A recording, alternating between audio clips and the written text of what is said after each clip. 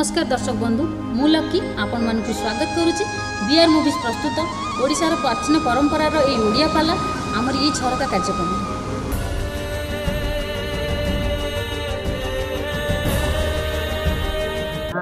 पत्थर टे थुआई थो इटाटा को आपण सहिया को पड़ियो पत्थर टा को सहिया को पड़ियो गोडी मारिच परा जीव कुआडे ओरे तीनटा काम मनीष तबेले करे तार एमिटा विपद समय आरंभ हुए तीन काम कले कवि हेला राजशेखर बही हेला बाल भारत प्रचंड पांडव बाल भारत कहले कहले मनीष तीनटा काम केबे हेले करना कौन से तीनटा कहला साड़ी रंभा कर्कटी वेणुनारम विनाशकारे फलमुद्वहन्ति तथा मनुष्याणां विनाशकारे द्यूतं च चौर्यं च परस्त्रियं च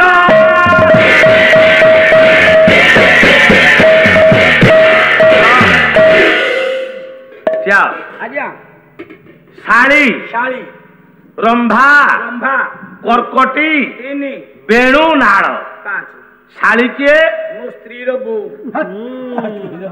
चंडाल कोन शाली के मो स्त्री रो बो आहुरी बारंबार स्त्री रो सान भौणी होची शाली आपणक स्त्री रो सान भौणी आपणकर शाली हेई थाई पारे किंतु मो स्त्री रो बो मो पे शाली आज्ञा मुन्ना आज्ञा रेकर्डिंग चलीची चलीची तो सासु बुढ़ी जो देखिबो कोन कहबो कहबो कोन कहबो जोटा उचित कथा आपण विश्वास करबेन जदि ए कथा कहबी 3 दिन कहले सरीबनी अरे सासु केमिति शाली सेई कथा 3 दिन कहले सरीबनी आज्ञा संक्षिप्त रे कहलु आपण विचार करंतु थरे मो गाँ पाखरे किना मो प्रस्ताव पइला मो बापा बो बोले प्रस्ताव देखिया झियो ठीक करबा अच्छा झियो टिके देखिले मन पसंद हैला मते आसी कहले पुआ पाख गाँ रे झियो देखि आइछि जा झियो को देखि के आसी हां मु सांग साथी धरि चाली स्त्री की देखिया बे झियो देखि के आसिलु मन पसंद हैला आसिकी पछरे सुनिला बेलु तार गोटे सान भौणी नाही तापरे मना कर देली बाहागर हेई परिबो मो बो को मना कर देली तापरे मो बो संगे संगे फोन कले मो सासु बाबू समुंदुनी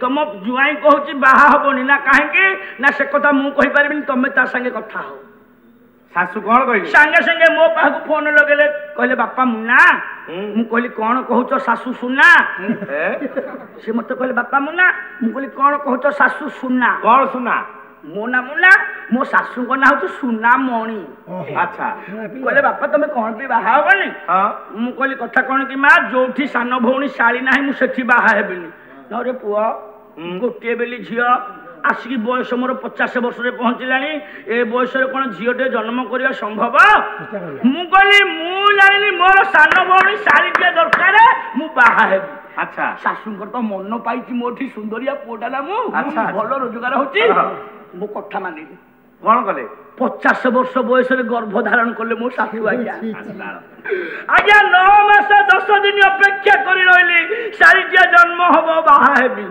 तापरे आज्ञा जेता आसी पहुंचला डिलीवरी टाइम मेडिकल सासू फोन कले कौन कहली कहले बापा मुला फळ ओलुटा हे गला कौन कहले माने कोन ये वाश कर देला की कौन हैला फळ उल्टा कहले बापा झियो हेलानी पुओटी हेला सोलाटी जन्म होई मु कहली बाहा घर बंद तापरे सासू कहले बापा 50 वर्ष बयस तुम कथा मानि कि झियो जन्म करिया परिबदे पुओटी जन्म कली आउ बयस मोर काई पारिबी झियो पूजाई तापरे कहले मु जाए मेडिकल डिस्चार्ज हो सिजरिंग हेतला तो कहले मेडिकल डिस्चार्ज हुए धा गोटे मीमांसा करबा तापरे 21 गला आम गाँव 5 निशापिया धरली गाँव 5 निशापिया धरलु बसिलु बाटे कथबार्ता फाइल भद्र लोक मिले निशापिया गलु माने अरे भद्र लोक ने गलु कौन जो मैंने गंजेई भाग अफिम मद पियंती से निशापिया कहते कि आ कौन जो मैंने न्याय निशाप करती निशापिया कहते जे निशाप करे ताको कौन निशापिया आज्ञा अच्छा फाइनाल कथा बाटू गला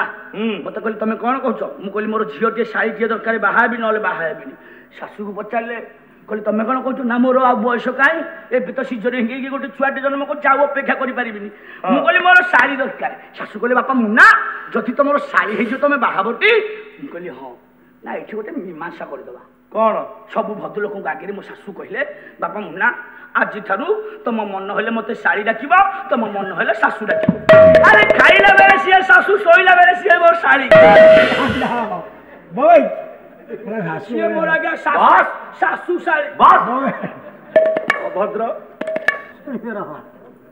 अरे शाली किए किए आज्ञा शाली स्त्री रो सारा भौणी नो कवि मधुसूदन लिखिछन बोला धान्य क्षेत्र पक्व शाली दिसोई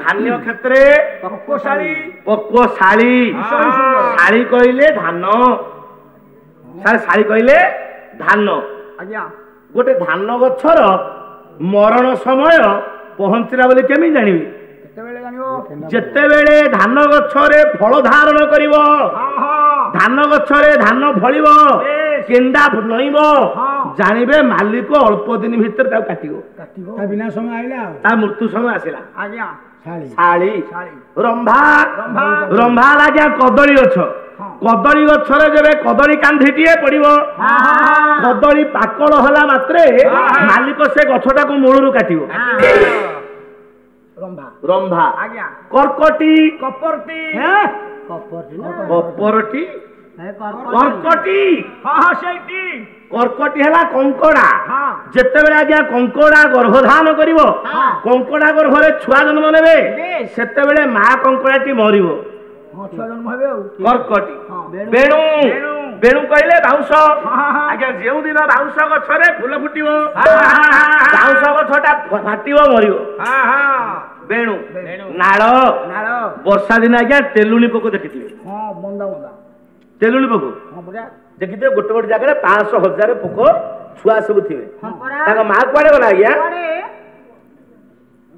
एते गोटे छुआ अछंती मा कुआडे गला पिला जन्म दे देती पशु छुआटा को जन्म दे माटा मरे मार मृत देह को खाई ये छुआ गुडा को बंचंती ठीक ठीक बुझेलु आज्ञा शाली रंभा कर्कटी बेणु नाळ विनाश काले फल मुद भंती तथा सेही परी मनुष्यान विनाश काले आया मनुष्यर विनाश समय पहुंचले मनुष्य तीनटा काम रे हाथ दिए तीन काम कोन सारे जीवन रे तीन काम केही करिवो नाही जो दिन ए तीन काम करिवे सेही दिन मृत्यु समय निकट बोली भाबी देबे कौन से तीनटा काम कहले द्युतम च चौर्यम च परस्त्रियम च सारे द्युत कहले पोसा जुआ पैसा खेल जेते बेले मनीष जुआ खेले चोरी करे पर नारी हरण करे सेतिकी बेले तार विनाश समय निकट रे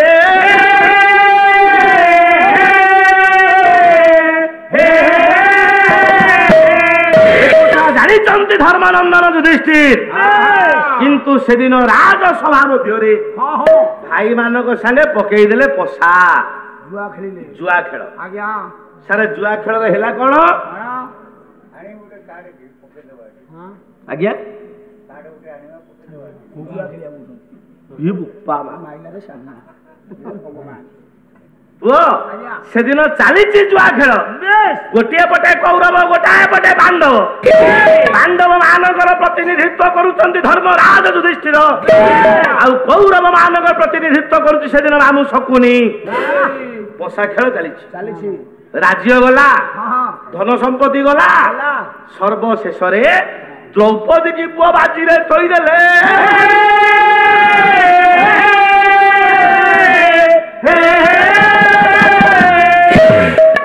फल है कौन आज्ञा 13 वर्ष वनवास 13 वर्ष वनवास केते वर्ष 13 वर्ष आज्ञा आज्ञा सत्य जुग रे वनवास है 15 वर्ष आज्ञा नल पुष्कर भितर पोसा खेल नल राजा गले 15 वर्ष वनवास सत्य जुग रे आज्ञा ठीक त्रेता जुग रे 14 वर्ष वनवास बेश पितृ सत्य पालन करी भगवान राम गले द्वापर जुग रे 13 वर्ष 12 वर्ष वनवास वर्षे अज्ञातवास आज्ञा मोट 13 आउ कली जुग रे 12 वर्ष 12 वर्ष पर्यंत जदि कौनसी व्यक्तिर खोज खबर न मिले ताको मृत घोषणा करा जाए ଏ ପୁଅ ସେଦିନ ଧର୍ମରାଜ ଯୁଧିଷ୍ଠିର ଭାଇ ଭାରିଯାଙ୍କୁ ସାଙ୍ଗରେ ନେଇ ଗୋଟିଏ ବନ ଭିତରେ ଯାଇ ପହଞ୍ଚିଲେ। ବନ ଭିତରେ ଜଙ୍ଗଲ ଭିତରେ ଡାକିଲେ କହିଲେ ଭୀମ କଣ ଆପଣ ଲକ୍ଷ୍ୟ କରନ୍ତୁ ସତ୍ୟ ଯୁଗରେ ନଳ ପୁଷ୍କର ମଧ୍ୟରେ ଖେଳ ହେଲା ପଶା।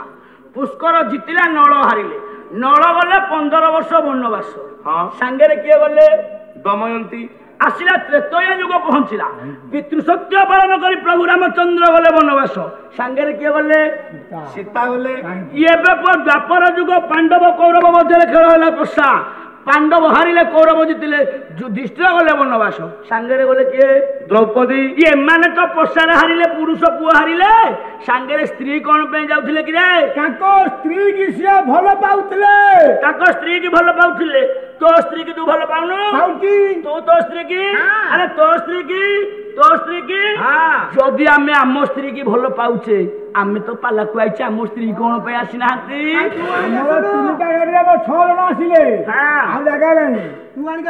ମୁଁ ଆଇଲେ ତା ଅବସ୍ଥା ରଖିବନି। ଗଳି କଥା ମୁଁ ନା ଶୁଣୁ ସମସ୍ତେ ସାଙ୍ଗରେ ସ୍ତ୍ରୀ କି ନେଲେ। ଆଜ୍ଞା ତୁ କାହିଁକି ଆଣିଲୁ? ମୁଁ କାହିଁକି ଆଣିବି? ଏମାନେ କହୁଛନ୍ତି ଭଲ ପାଉଥିଲେ ବୋଲି। ସ୍ତ୍ରୀ ସାଙ୍ଗରେ ରହିଲେ କଣ ଲାଭ? ମୁଁ ତ ଜାଣିଛି ସେ କଥା। ଜାଣିନୁ? ଆଗେ କବି ସମ୍ରାଟ ଉପେନ୍ଦ୍ର ଭଞ୍ଜ। ଆଚ୍ଛା ଭଞ୍ଜ ଭଞ୍ଜ ଉପେନ୍ଦ୍ର ଭଞ୍ଜ ମୁକୁଟ ବିହୀନ ସମ୍ରାଟ। ଆଜ୍ଞା ଘର ହଉଛି ଆଜ୍ଞା ଗଞ୍ଜାମ ଜିଲ୍ଲା ପାରଳା ଖେମୁଣ୍ଡି ନିକଟବର୍ତ୍ତୀ ଘୁମୁସର ରାଜବଂଶରେ ଜନ୍ମ। ଓଡ଼ିଶାର ସାରସ୍ୱତ ଜଗତକୁ ତାଙ୍କର ଅବଦାନ ଅତୁଳନୀୟ। ପୁଅ ଯାହାଙ୍କ ଲେଖା ପିଲେ ଗାଏ ଚଷା ଅନ୍ତପୁରେ ଯୋଷା ନୃତ୍ୟ ରଙ୍ଗେ ବାରାଙ୍ଗନା ପଣ୍ଡିତ ଗାଏ ଯାହାର ଗୀତ ହୋଇ ହୁଷ୍ଟ ପୁଷ୍ଟ ବନା। ସମ୍ରାଟ ଉପେନ୍ଦ୍ର ଭଞ୍ଜ ଗୋଟେ ବଡ କଲମ କଲେ। ରାଗଟା ହଉଛି କନ୍ନଡା। ରାଗଟା ହଉଛି କନ୍ନଡା। ବୁଝିପାରିଲୁ କଣ ସେ ରାଗଟା? କ୍ଷିତି ଥିଲେ ନର ପତି ଶୋଭା ପାଇ ରାତି ଥିଲେ ରଙ୍ଗା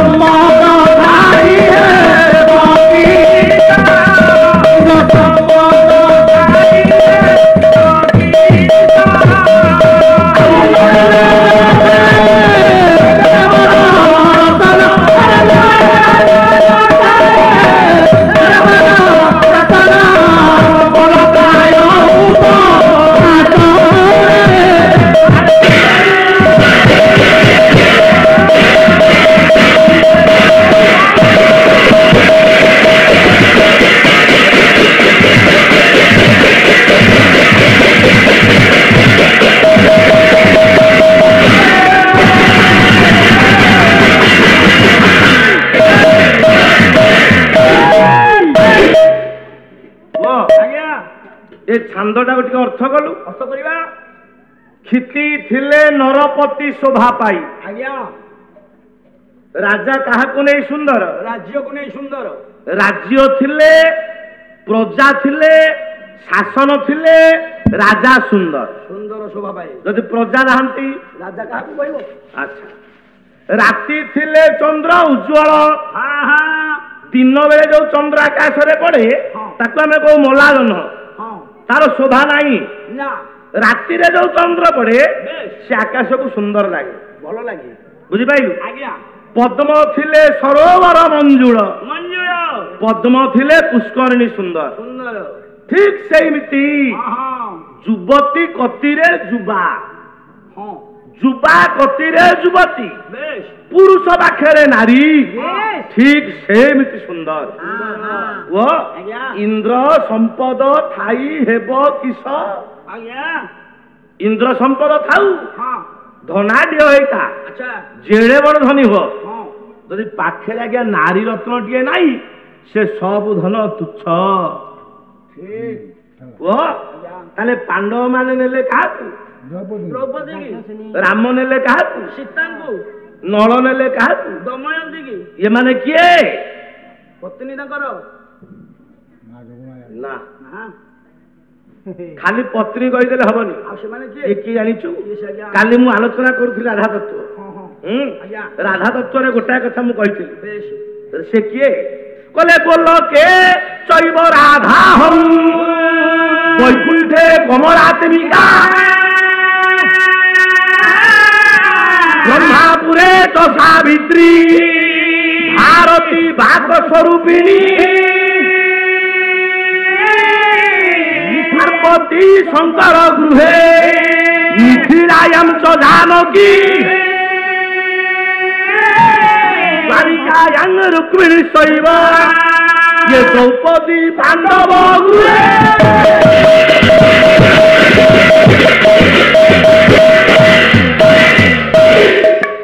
आज्ञा नित्य गोलोक धाम रे भगवान कृष्ण पाखे जी राधा ରାଧା। वैकुंठपुर रे नारायण पाखे सी है लक्ष्मी जड़े ଜଣେ राधा जी ଲକ୍ଷ୍ମୀ ସିଂ। लक्ष्मी सी ହଁ ब्रह्मलोक रे ହଁ ब्रह्मा पाखे सावित्री से ଜଣେ जड़े ଆଜ୍ଞା। राधा जी लक्ष्मी सी सावित्री सी ଆଜ୍ଞା।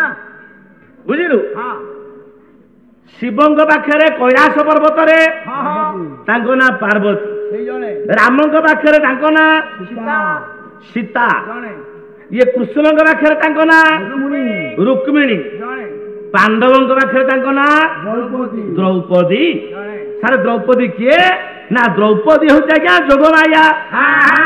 जदि द्रौपदी पाखरे न थांते पांडव माने वनवास करि पारि न थांते।